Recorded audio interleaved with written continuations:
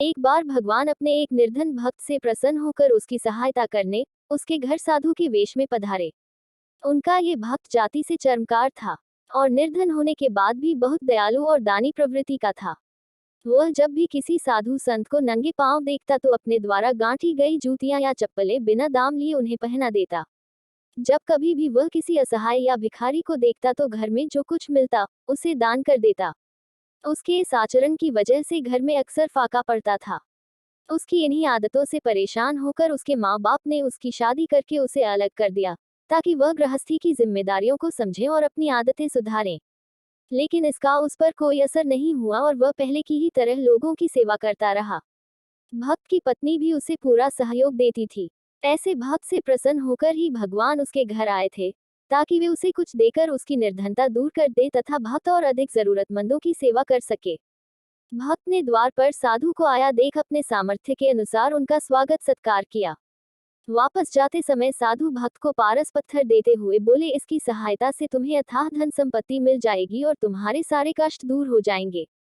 तुम इसे संभाल कर रखना। इस पर भक्त बोला, फिर तो आप ये पत्थर मुझे न दें, यह मेरे किसी काम का नहीं।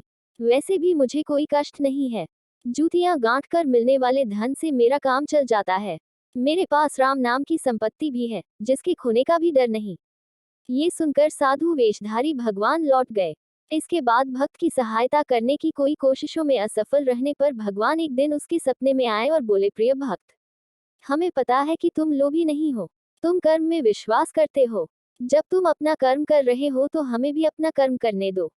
इसलिए जो कुछ हम दे उसे सहर्ष स्वीकार करो।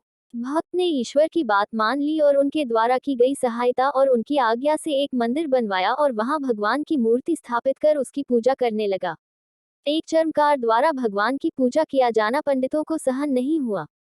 उन्होंने राजा से इसकी शिकायत कर दी।